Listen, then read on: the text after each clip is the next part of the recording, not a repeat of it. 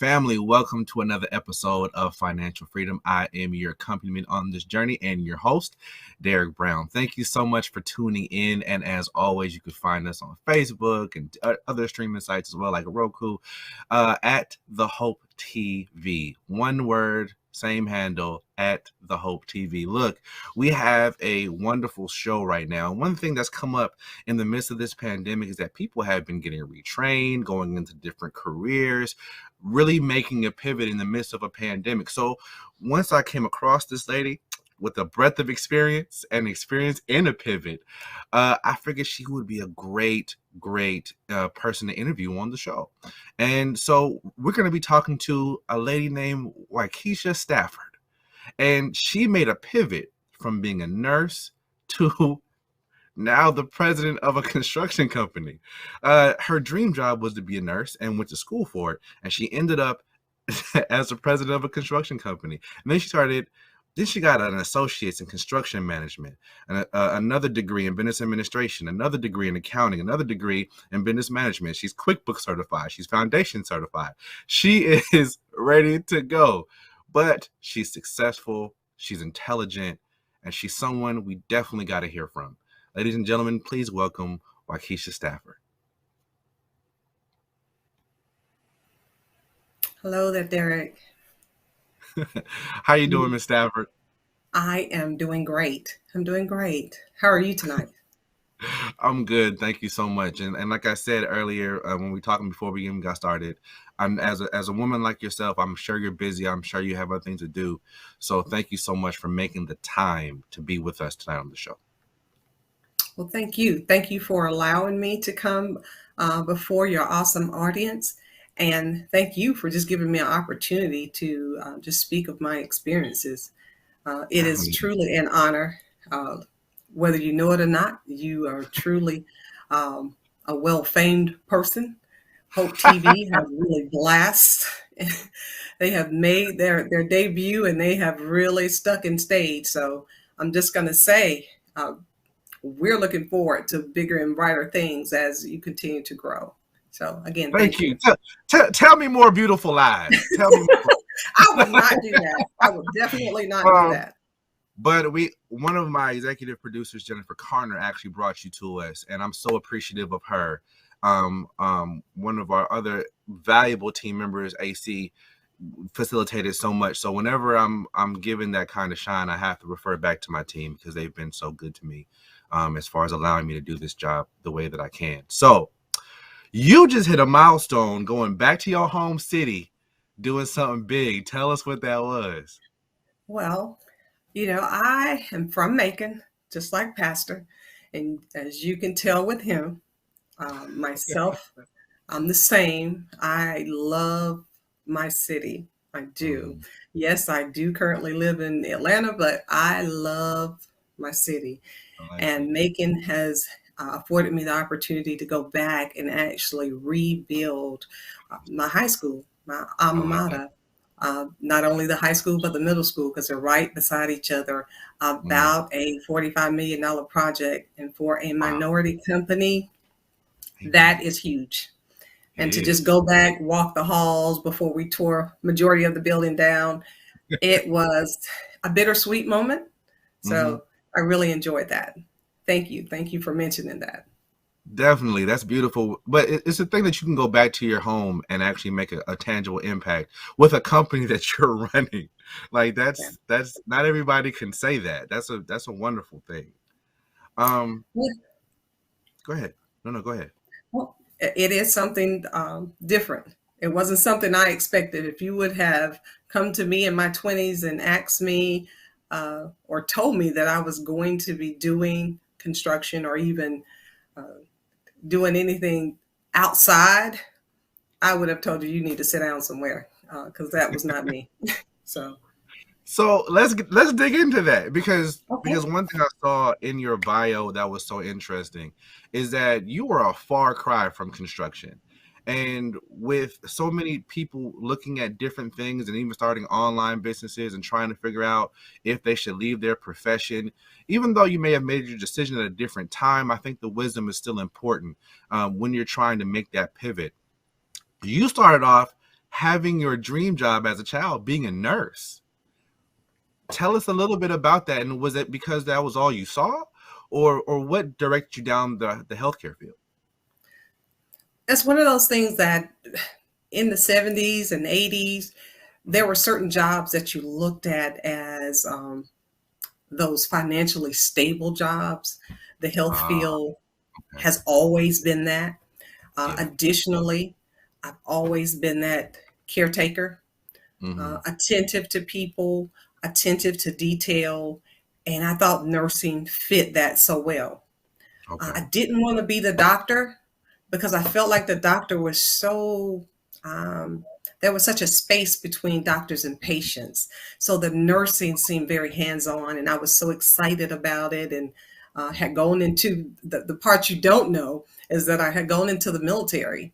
I had gone into the Oh, military as a medical specialist. So that was kind of my stepping stone to give me an right. eye opener to the field.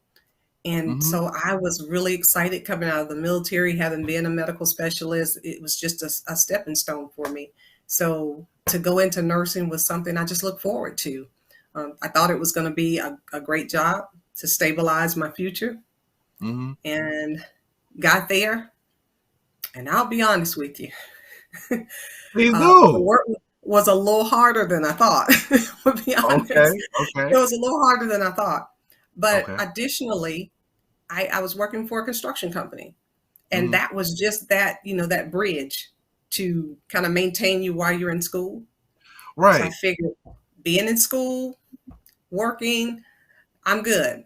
So I'm at a So let me ask construction you. company. Go Let ahead. me ask you this before we get too far off of the Oh, nursing okay. thing. As a woman, as a Black woman, did you feel welcome in the nursing field, or was it something that you still kind of had to forge ahead when once you got there? I'm going to say that in the military, uh, in the nursing field, it was it was far and few. Okay. You did not see a lot of minorities in the nursing field in the military at that time. Okay. Once I came out and went to class, it became more evident that Mm. minorities were not a very strong, did not have a very strong presence at that Okay. time. You Mm. saw a few, there were a few in my class, but not so many that, you felt like it was a 50-50 type thing. So Mhm. it was a challenge. I think part of that, our language, some of the background, it really counteracted us progressing in that field, even in the What does that classroom. mean? Help me understand what that means. What does it mean with that background, your language? Is this because you know from a country part of Georgia, or was it? What do you mean by that? Derek, did you just throw a crack at my city? Watch it now. No. You know how I feel Look about now, Macon. look. My father's from Okay. Alma, Georgia. Okay, we Oh, both got okay. some. Okay. We both got some country in us now. I ain't connecting on nobody's city. Okay. Uh, I just think the upbringing had a lot of impact Mm, on those things that I was preparing to okay. um, to encounter in comparison to some of my Caucasian counterparts that probably had some exposure even prior to coming to the classroom, whether it was through an aunt, a mother, and maybe even other siblings. Mhm. There were not very many people who were in the medical field for me to kind of look to and obtain guidance in comparison to now. I will say that now I do know that to be very different. I have friends who are nurses, their Yeah. children are nurses, and Yeah. so it is a very different sector now.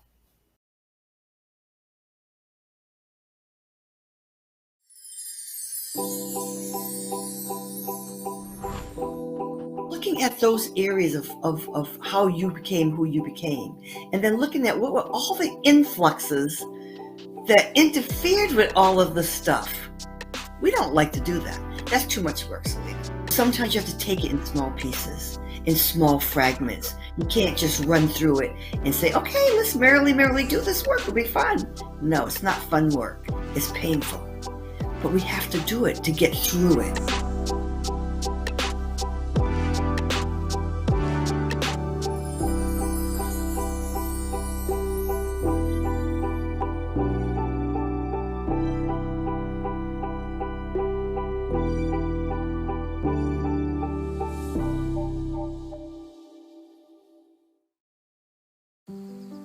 Hey, Dad, I need your help asking Jessica to prom. Of course. Love is like the ocean. You have to tread the Oh, waters. Dad, that's not the kind of help I needed. Hey, Jessica. Will you go to prom with me? Yes. You don't have to be perfect to be a perfect parent. Thousands of teens in foster care can't wait to share their first with you.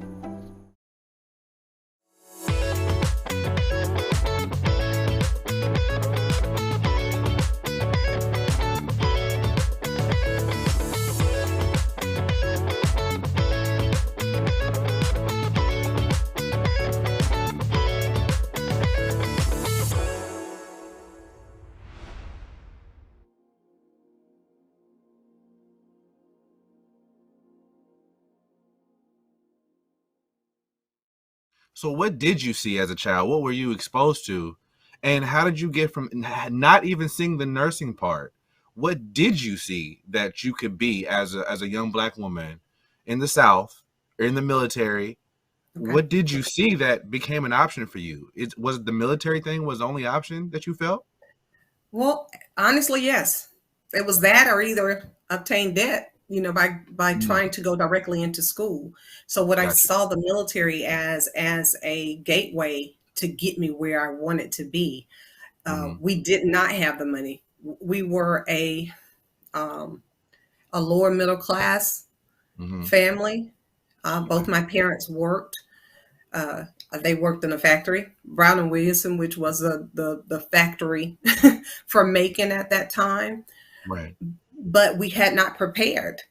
My mother attended college, but my father did not. And they had not prepared for us to enter college, myself or my siblings. My siblings, both of them obtained scholarships. And Wow. I had done the same, I'll be honest. I had obtained a scholarship and was Oh headed yeah, off to college. your parents ain't raised no fools now. Y'all did it. I'm with it all day long. So it was trying because we knew that the money was not there. And I think I was a little nervous about taking the chance of saying, hey, I'll definitely be able to maintain going through school and continuing to have the scholarship money there. So being the oldest, I said, well, let me show them a different path. And I thought going into the military, the GI Bill at the time was like this big rave. So there was money there for me to be able to go to school. So my thought was go to the military, get some training, but the main purpose was to obtain the money so that I could go off to school. Got you. So you go into the military, you're in the medical field in the military. You get out, you go to school. You realize the dynamics as far as ethnicity, you're still a minority in the room. What help me understand here, because when I listen to your story and you're in nursing, you've been having this goal for a while. I know me. If I put up a goal for something, you will have a hard time telling me not to go or having me make a left or a right. You're in school, you step into this construction job to help pay the bills as you go. What kind of began to signal to you that you might not have to make a change?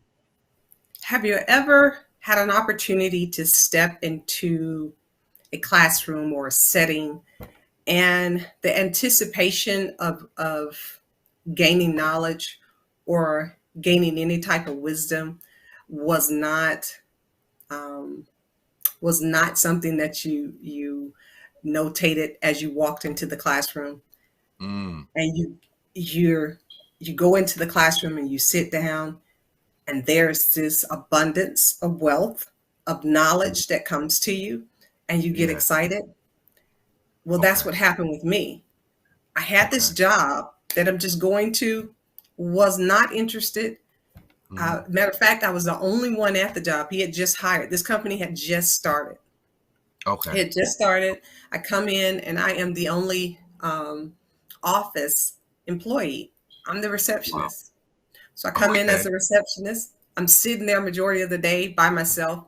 And I'm a pretty organized person. So I start to organize. And there were phone calls coming through asking questions. And sometimes I was not able to reach the right person.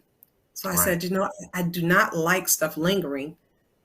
Hmm. So I started to kind of peek through documents that I don't normally peek through. I'm looking at Okay. plans. I start to figure it out.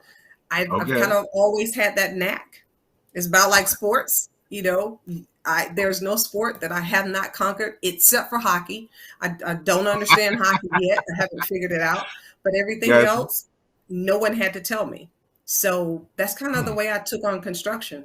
I started to just kind of explore and became intrigued. Everything I was good at was right there before me, and it was in construction. Great in math. Uh, Little do you know, there's a lot of customer service.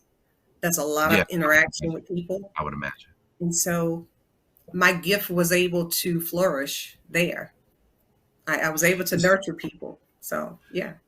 it's interesting because your skill set, math, nurturing people, service to other people, that's a very strong nursing thing, but you didn't feel that same type of pull and interest in Yeah. nursing, but you Yeah. felt it in construction, a field Right. that tends to be very male dominated. I can Right. imagine you feeling the same sense of minority in nursing that you have in Yeah. construction. So Yes. how so and then you also love sports. So Yeah. I guess I'm trying to for those people who are thinking about making a pivot, if they're multifaceted like yourself, right? And they may have skills in one area, but they may see an opportunity in another. Hmm. What do I follow this sense of passion that intrigue that sense of intrigue? Or was it metered steps? I mean, one thing that we discussed briefly before the show started was, yes, it was a different time that you made the decision, but Right. still worthy of discussing because Hmm. it's not easy to make that kind of pivot. Um, what would you suggest for people who are looking at making a pivot in two different fields? I mean, these are nursing and construction are not similar. Right. they're, they're not similar. So it was the intrigue that you follow, the sense of passion. Would that be an accurate statement? I would say yes. And Okay, on the surface, I would say nursing and construction doesn't appear to be the same. right. But in From the outside actuality, looking in, yeah, right. I'm gonna go to the construction terms. The foundation of it is Uh-huh. very much the same. We are Hmm. taking care of you. You're bringing your finances to us, your money to us, and saying, "Hey, we want this project." And I know you've heard of plenty of, whether it's through a show or whether it's through just personal encountering with someone Right. who has said, "Hey, I had a project at my home, and the gentleman really took me to the cleaners." I'm Yeah, I have. responsible for making sure that a project is coming together. I Mhm. am responsible for communicating what is going on between every trade and what the client desires, Mhm. all while balancing your finances. Because I have to maintain that budget. I've told you I Mhm. can do the project within a certain budget. I need to do all I can to stay within that realm and still give you what you desire. If it's not there, I want to tell you that in the beginning. I Okay. don't want to lead you down the road, and it happens where you're led down this road thinking what we have, the finances we have, is enough to get us all we want. And the responsible contractor is going to tell you from the very beginning what you really can have. I know with the church and all the things that have taken place construction wise with them, I guarantee you the finance committee, pastor, and all those who have been involved with it can tell you that there's a huge responsibility on the contractor, a good contractor that is, to be responsible with your finances.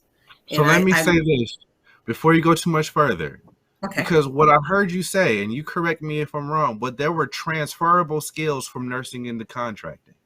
very much so. So those skills created a bridge for you to be Hmm. able to say all these detail, my detail orientedness, my ability to serve customers, my ability to look at your finances. When you come into the hospital, you bring insurance, you bring your money, and then That's right. we serve you the best we can, but then we have to pass you off to whoever has their job next. all those things transferred to construction, in which you're serving people and taking care of people in the similar fashion within the scope of your duties. That's absolutely correct.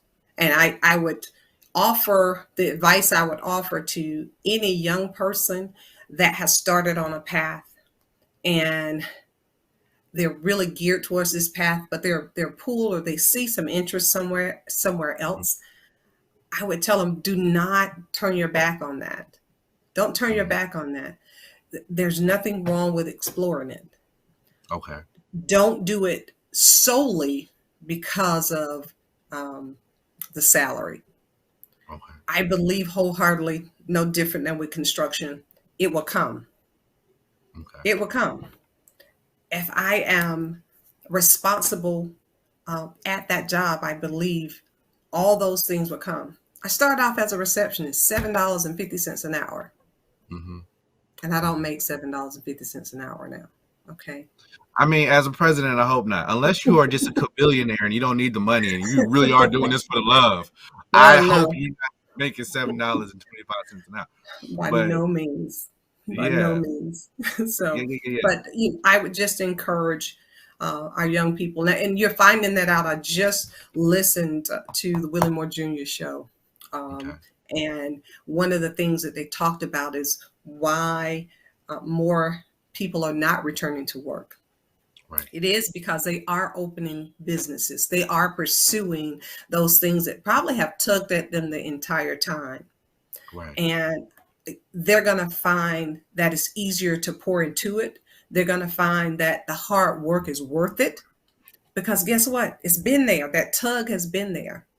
Okay. And when you can pour into that and really plant the seeds, they're going to come up. They will prosper. I'm positive. And more than likely, it's where God willed them to be in the first place.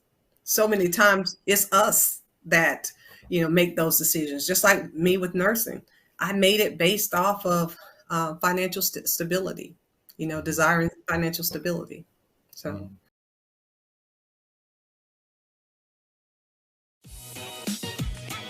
What's up, y'all? It's your boy Jermaine Dolly, Mr. Hello Dolly himself. And guess what? You're tuned in to Tea and Worship with my homies, Mignon and Corey. Keep it locked, y'all.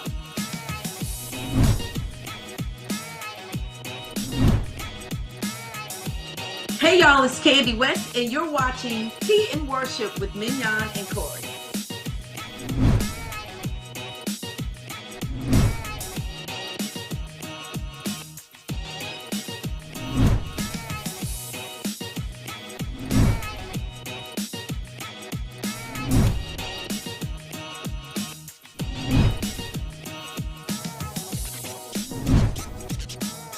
It's your boy James Fortune, and you are watching my favorite news show, Tea and Worship, with my sis Mignon and Corey.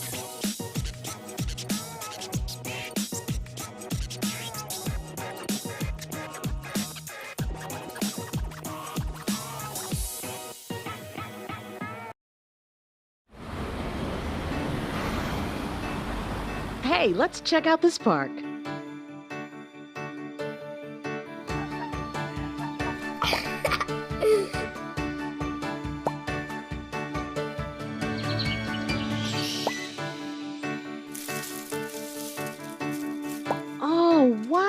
That's really cool.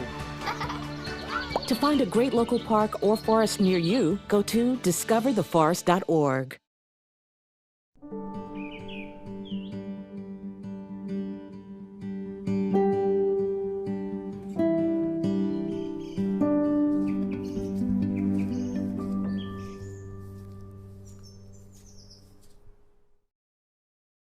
Yeah. So let me ask. When you were getting ready to make that pivot, did you talk to anybody? Did you call your mama, your daddy, your sisters, anybody? I know you were the oldest. So was there anybody that you were able to consult? Or was it just like, I got to do this thing. This feels right. I got to, I'm just going to do it and, I'll make it. Or was there anybody that you were able to consult? And would you encourage people in this generation to take that same kind of advice? I'll say this. I talked a lot with my boss, who is my board now. Okay.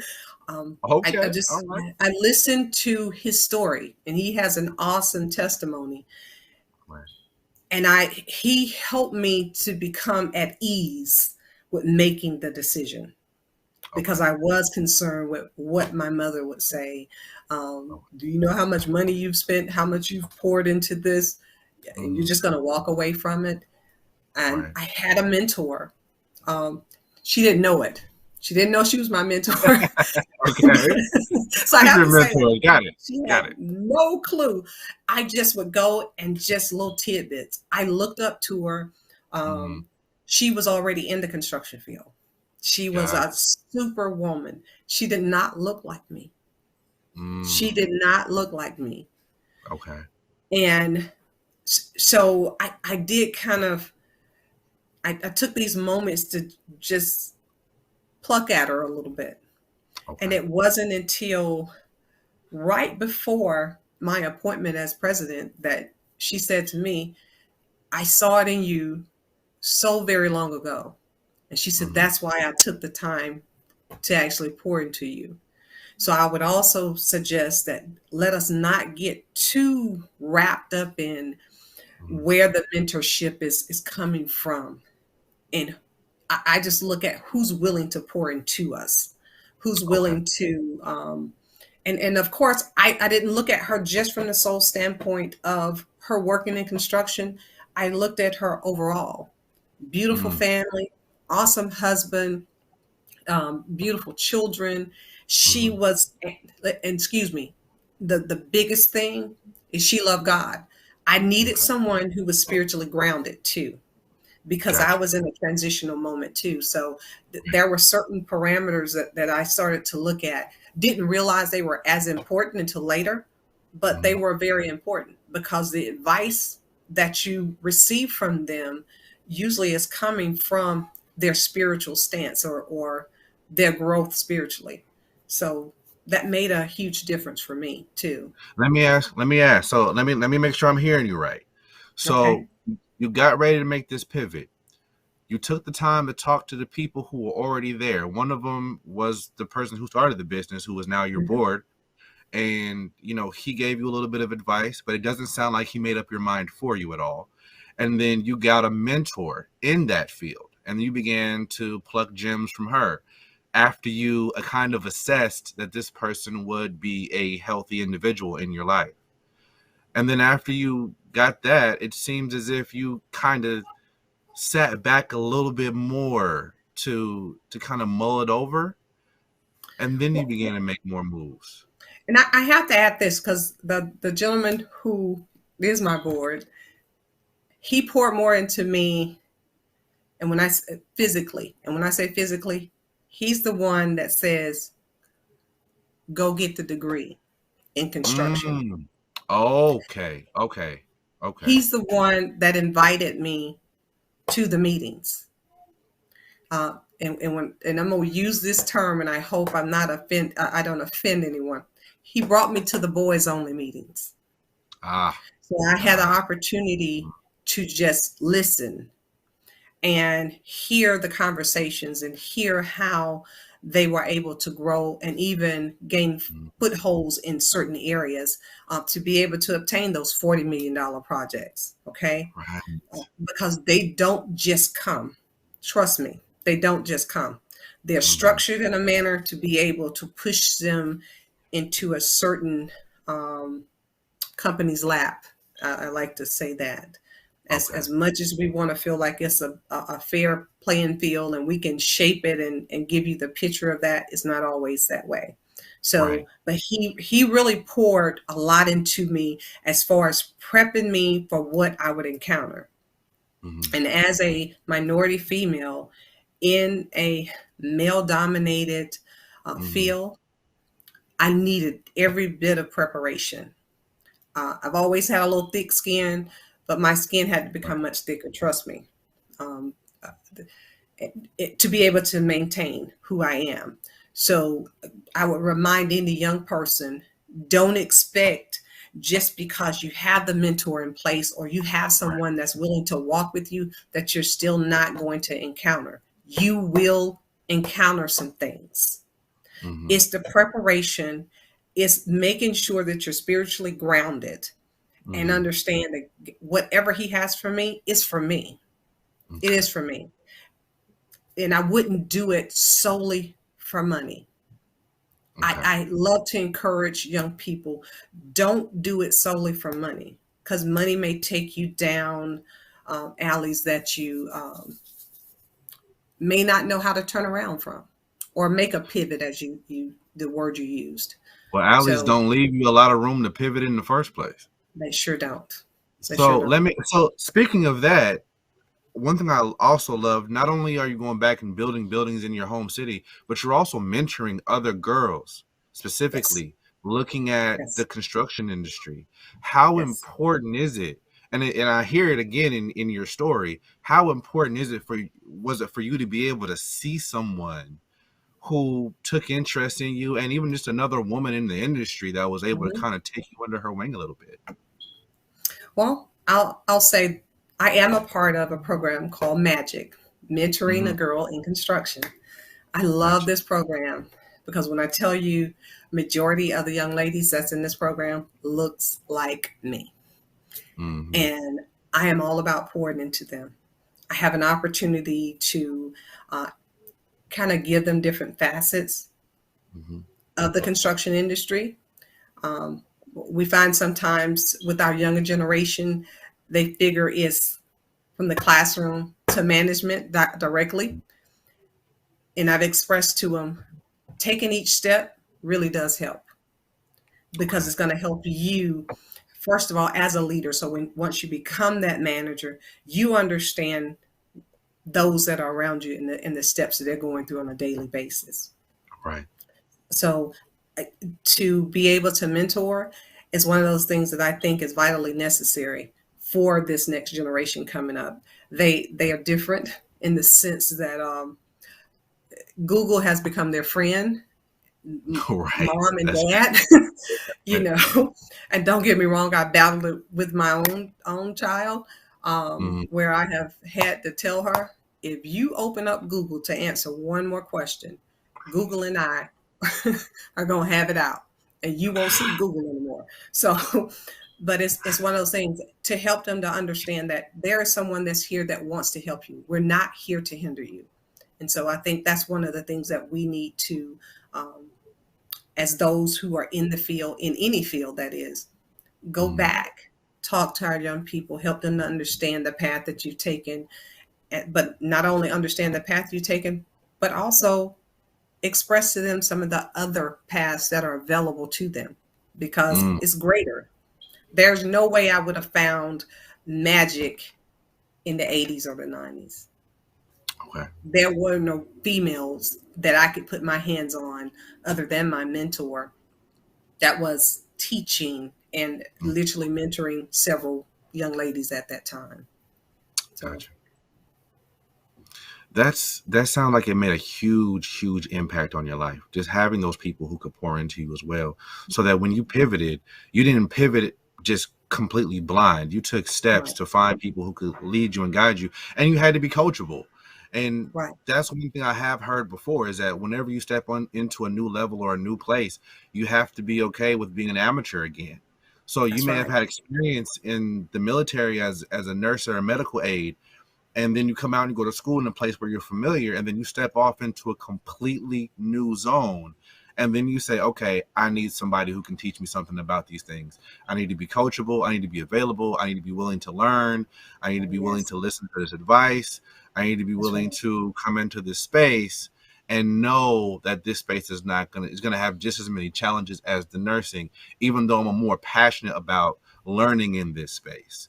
that's And right, I think that alone is incredible to your story, because many people would have dipped out. They would have left immediately when they hit that kind of resistance, especially in the time frame that you were doing it as a Black woman. yes. Um, that's nothing. That was nothing nice. So you deserve to be commended for that alone. Thank you, Derek. Definitely, yeah, Thank you, definitely. thank you, Well, thank well, you. look, for this episode, we're winding down a little bit. Tell Okay. us where we can find you and your company, so that anybody that got some construction needs, they can come to your Okay. business? Okay. Well, on Instagram at Keisha Staff and Facebook. You're going to also find our company at Stafford Builders, Instagram and Facebook. So, and I am on LinkedIn at Keisha Stafford. Gotcha. Well, thank you so much for being with us. It was awesome. Thank you for taking your time, and it's so beautiful that you did so. Stories like yours need to be heard. Thank you. Thank you. Thank you, Period. Derek. You've Period. been awesome. Look, you helped me look really good. I just want to tell you that. Thank you. Look, tell the truth. You've done some Thank in the you. 70s. You was Thank you. there was Thank you. wasn't as many initiatives now as there was. It is well. You was pushing through some stuff. Look, ladies and gentlemen, this has been Waukesha Stafford, the president.